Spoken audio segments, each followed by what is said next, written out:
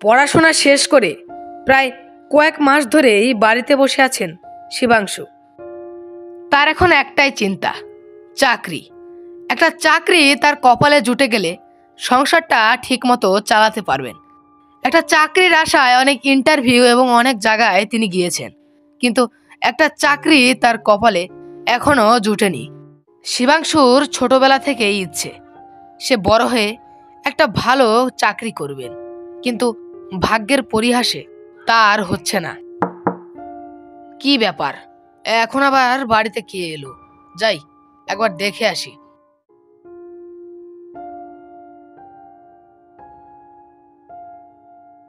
আচ্ছা দাদা, আপনার নাম কি শিবাংশু বিশ্বাস? হ্যাঁ, আমার নামই শিবাংশু বিশ্বাস। কেন, কোনো সমস্যা হয়েছে? আসলে আপনার কাকা আমাকে এই ঠিকানাটা দিয়েছেন, বলল তার হসপিটালে নাকি আপনাকে কি একটা কাজ দিবেন। আপনি কি আমার সাথে এই মুহূর্তে ওখানে যেতে পারবেন? হ্যাঁ, কাকার সাথেও আমার এই ব্যাপারে কাল ফোনে কথা হয়েছিল। হ্যাঁ, আমি অবশ্যই যেতে পারবো, কিন্তু কিভাবে যাব? ওই হসপিটাল তো অনেক দূর, আর এই ভর দুপুরে কোনো ঘোড়ার গাড়িও পাওয়া যাবে না।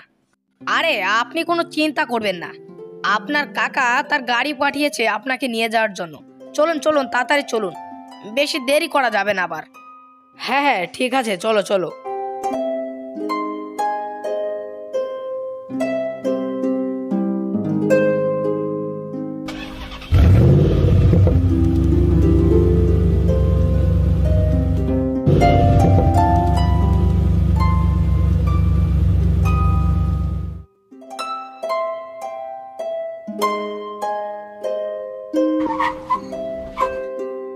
চলুন দাদা, আমরা চলে এসেছি। আরে ভাতিজে, কেমন আছিস বল? কতদিন পর তোর সাথে দেখা হলো। সেই ছোটবেলায় দেখেছিলাম তোকে। হ্যাঁ, আমি ভালোই আছি।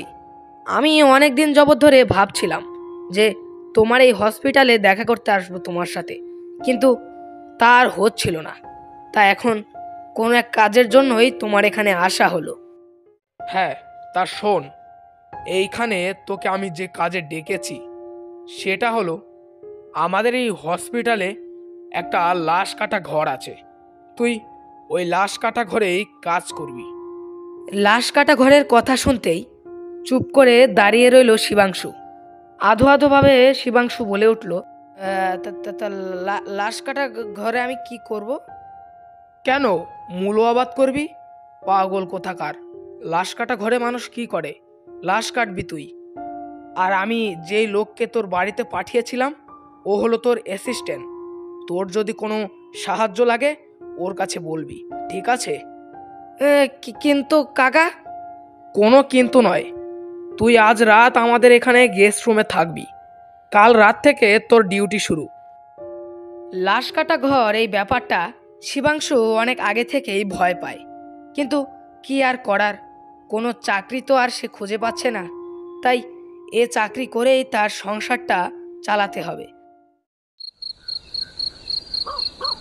আচ্ছা হারুন, এই হাসপাতালটা কত বছর আগের তৈরি হবে? এই হাসপাতালটা তো বানানো হয়েছে প্রায় 60-70 বছর আগে। ও আচ্ছা, তাহলে তো এই হাসপাতালটা অনেক পুরনো।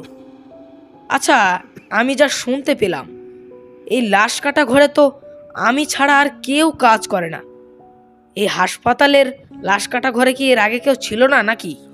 সে এক বিরাট কাহিনী, আজ আর না বললাম। যান, আপনি শুয়ে পড়ুন, আমি আসি তাহলে। আর হ্যাঁ, আপনি কিন্তু এ ঘর থেকে একা একা বেরোবেন না। আপনার যদি কোনো সমস্যা হয় তাহলে আমাকে একটা ছোট্ট করে হারুন বলে ডাক দিবেন, আমি চলে আসব। ঠিক আছে, আমি আসি তাহলে। এ কথা বলে হারুন এখান থেকে চলে গেল। শিবাংশুর বলা কথাটা শুনে হারুনের এড়িয়ে যাওয়ায় এতে তার একটু খটকা লাগলো। কি ব্যাপার, হারুন এভাবে আমার কথাটা এড়িয়ে গেল কেন? ব্যাপারটা তো আমার একদম ভালো লাগছে না। মনে হচ্ছে এই হাসপাতালে কোনো সমস্যা আছে। এ কথা বলতেই সে হঠাৎই একটা দরজা নকের শব্দ পেল। এখন আবার কে এলো? যাই তো দেখে আসি। শিবাংশু বাইরে এসে কাউকেই দেখতে পেল না। তবে শিবাংশু সেখানে এমন একটি আওয়াজ শুনতে পেল যা শুনে মনে হচ্ছিল কোনো মানুষের শরীর থেকে তার চামড়া আলাদা করে দেওয়া হচ্ছে। কি ব্যাপার, এত জোরে কে চিল্লাচ্ছে? যাই তো একবার ওদিকটায় গিয়ে দেখে আসি। সেদিকটায় গিয়ে শিবাংশু দেখতে পেল এক গা হিম করা দৃশ্য। তার সামনে এক নারী মূর্তি দাঁড়িয়ে আছে। তাকে দেখে মনে হচ্ছে তার শরীরের সব রক্ত শেষ হয়ে গিয়েছে। এমন ভয়ানক দৃশ্য দেখে শিবাংশু পেছনের দিকে হাঁটা লাগায়। এরপর সে তার ঘরে গিয়ে শুয়ে পড়ল। পরের দিন রাত থেকে ছিল তার ডিউটি শুরু। তবে কাল রাতের ঘটনাটা দেখার পর সে ভীষণ আতঙ্কে আছে। ঠিক আছে ভাতিজে, তুই তাহলে রাত্রেবেলা চলে যাস লাশ কাটা ঘরে তোর কাজ করতে। আর কোনো সাহায্য যদি লাগে তাহলে হারুন তো আছেই, তোকে সাহায্য করবে। ঠিক আছে, আমি তাহলে আসি। আর হ্যাঁ, মন দিয়ে কাজ করিস। এ কাজ ছাড়া তো তোর আর কিছু করার নেই।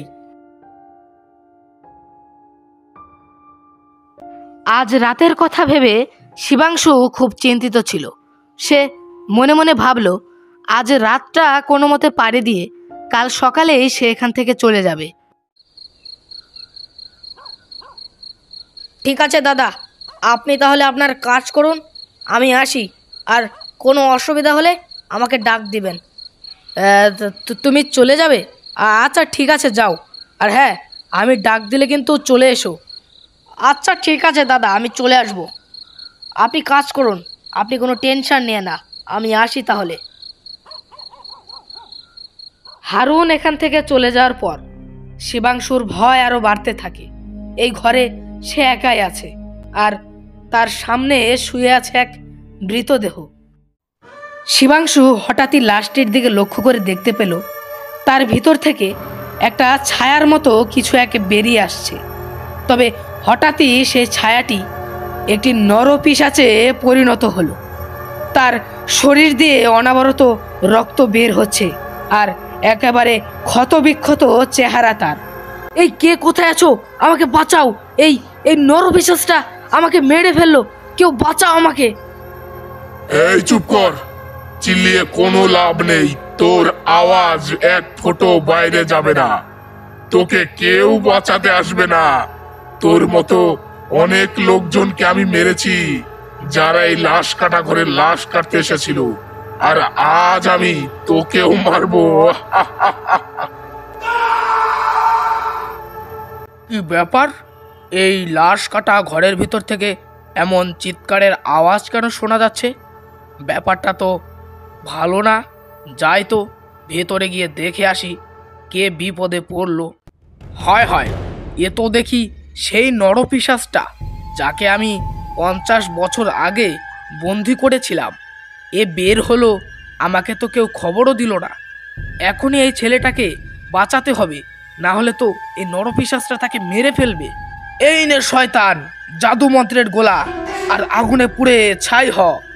তান্ত্রিক, তুই তুই এ কি দিলি আমার শরীরে? আমার শরীর তো পুরো জ্বলে যাচ্ছে। কেউ কেউ আমাকে বাঁচাও। সেই নরপিশাচটিকে মারার পর সেখান থেকে সেই মৃতদেহটিও উধাও হয়ে গেল। আর আমাদের আজকের গল্পটি এই পর্যন্তই ছিল। আমাদের এই গল্পটি আপনার কেমন লাগলো তা অবশ্যই কমেন্টের মাধ্যমে জানাবেন। আর এরকম ভূতের কার্টুন প্রতি সপ্তাহে উপভোগ করতে চাইলে আমাদের চ্যানেলটি সাবস্ক্রাইব করে পাশে থাকুন। ধন্যবাদ।